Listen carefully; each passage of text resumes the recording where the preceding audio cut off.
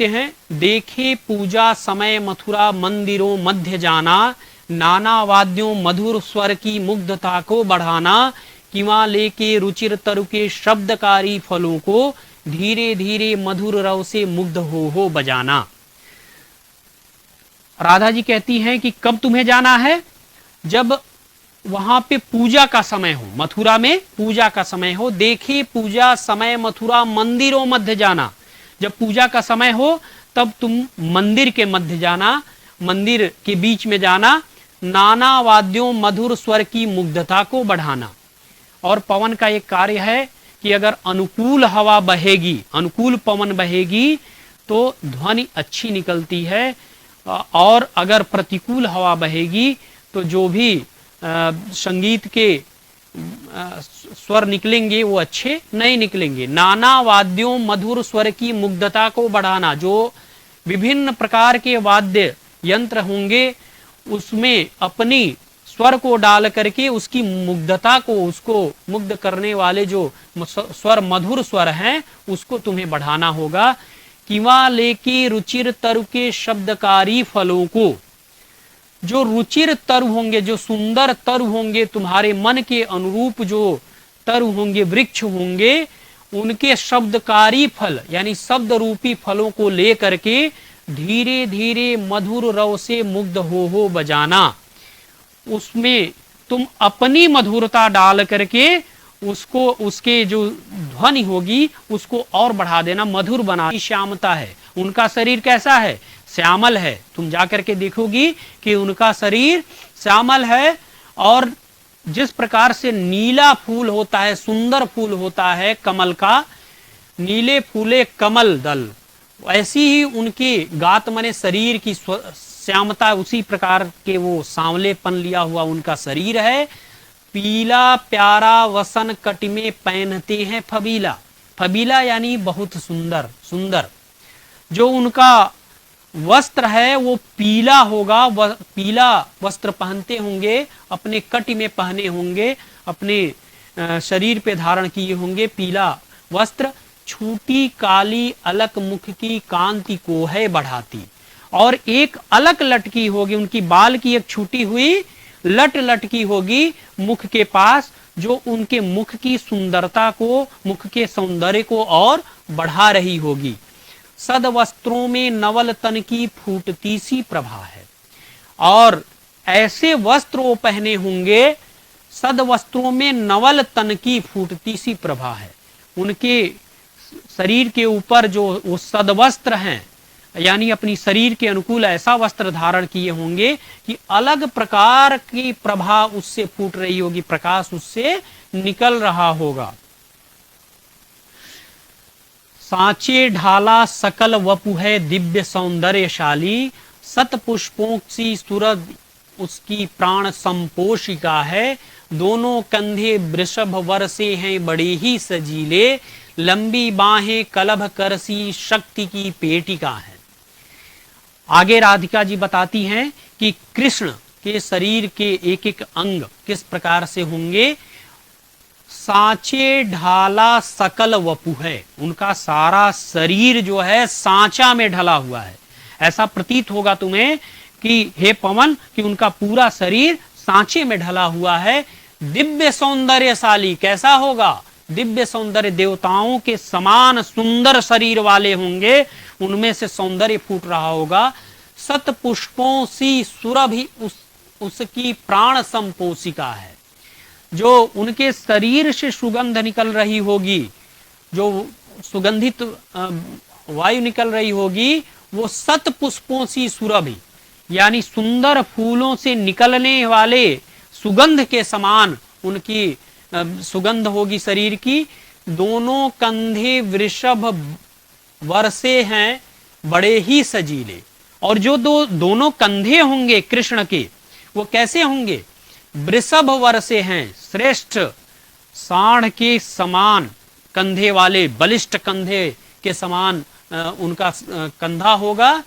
दोनों कंधे वृषभ वर्षे हैं बड़े ही सजीले, लंबी बाहें कलभ करसी शक्ति की पेटिका हैं, और जो उनकी दोनों लंबी बाहें होंगी, बाहें लंबी होंगी और कैसी होगी?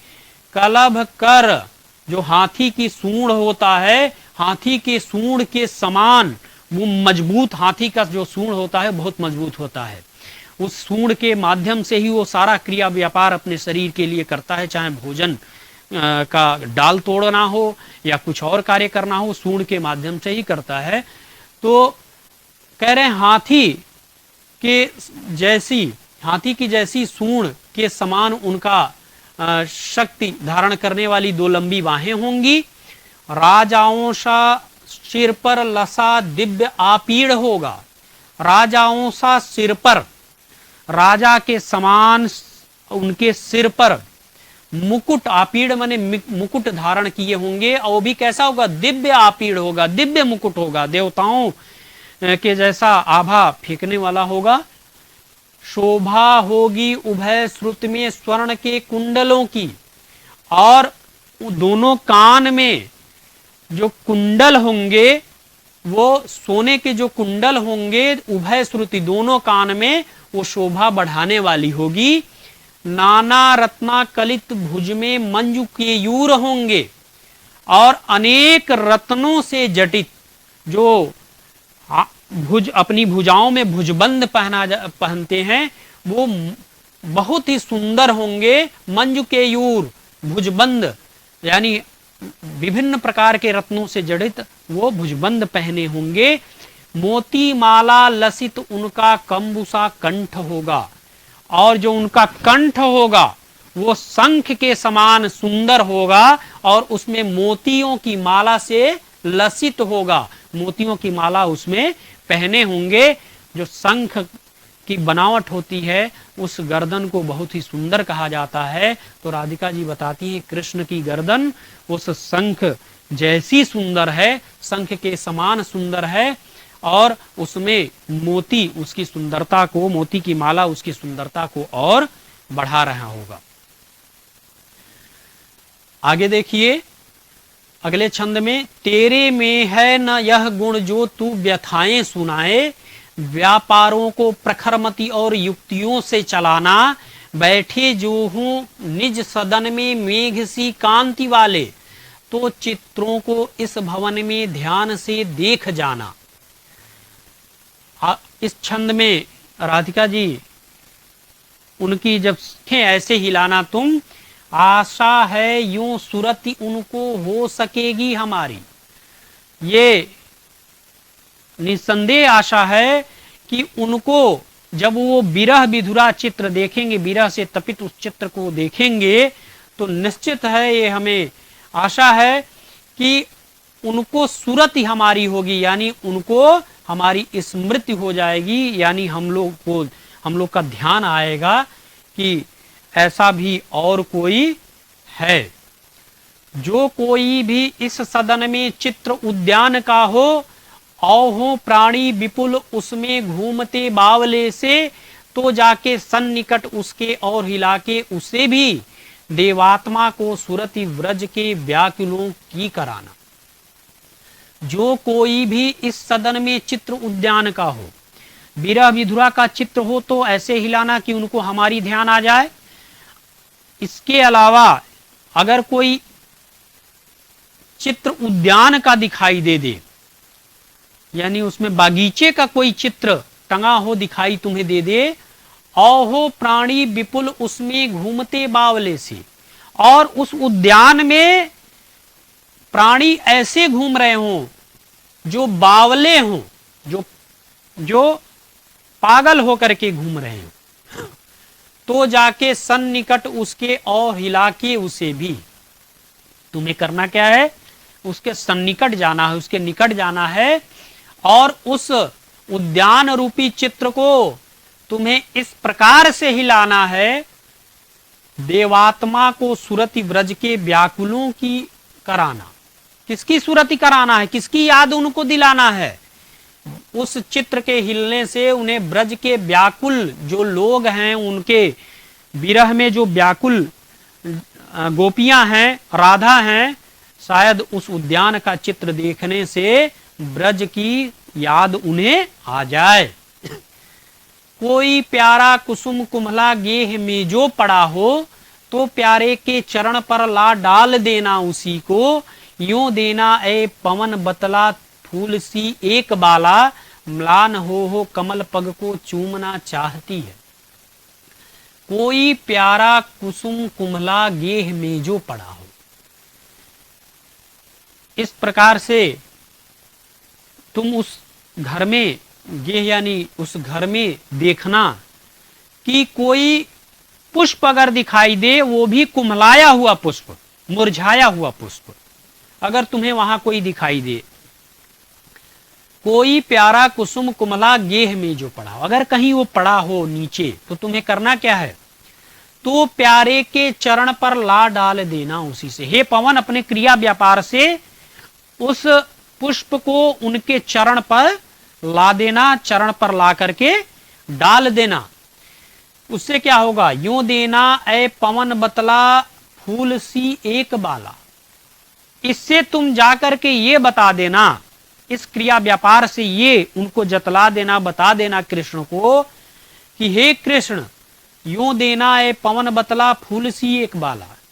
जिस प्रकार से यह फूल कुम्हला गया है, उसी प्रकार से एक फूल जैसी बालिका म्लान हो कमल पग को चूमना चाहती है। जिस प्रकार से ये कुम्हलाई हुई पवन है, सुंदर पवन है, पुष्प है, उसी प्रकार से एक बालिका भी कुम्हला गई है जो आपके कमल पग को चूमना चाहती है। उदास हो गई है और उदास हो करके कमल पग को चूमना चाहती है, अर्थात आपके विरह में व्याकुल है, आपके विरह में तप्त हो रही है। हे कृष्ण, आप उसको ध्यान करें। पवन के इस क्रिया व्यापार से हो सके तो शायद कृष्ण को हमारी सूरत ही हो जाए, हमारी याद आ जाए। ये आज का हम लोग का 8 छंद था, 10 छंद था जो हम लोगों ने पढ़ा। छंद पढ़ने के पश्चात हम लोग अच्छे अंक कैसे अर्जित आप कर पाते हैं। प्यारे बच्चों, एक चीज और आपको ध्यान देना है कि मानव संसाधन विकास मंत्रालय के द्वारा, भारत सरकार द्वारा एक दीक्षा मोबाइल एप्लीकेशन है, जो आप उस दीक्षा मोबाइल एप्लीकेशन को आप डाउनलोड करेंगे। अब प्ले स्टोर के माध्यम से आप उसको डाउनलोड कर लीजिए और उस ऐप को डाउनलोड करने के पश्चात जो प्रश्न है, अभ्यास की अन्य गतिविधियां हैं, प्रश्न का जो अभ्यास है उस ऐप पे आपको मिलेगा। और किसी भी प्रकार का कोई बिंदु की शंका हो या अस्पष्टता का मामला हो कि यह स्पष्ट नहीं हो पा रहा है या कुछ और इसमें जानना आप चाहें, तो अपने शिक्षक से ये बात बता सकते हैं, पूछ सकते हैं, उनसे ये चीज़ें क्लियर कर सकते हैं और उनसे ये प्रश्न पूछ सकते हैं, इसका हल जान सकते हैं। और ये जो वीडियो बन रहा है, जो वीडियो आप देखना चाहें इस वीडियो को, तो YouTube चैनल पर जा कर के आप एक माध्यमिक शिक्षा विभाग, उत्तर प्रदेश माध्यमिक शिक्षा विभाग का एक चैनल है, उसे आप सब्सक्राइब करें।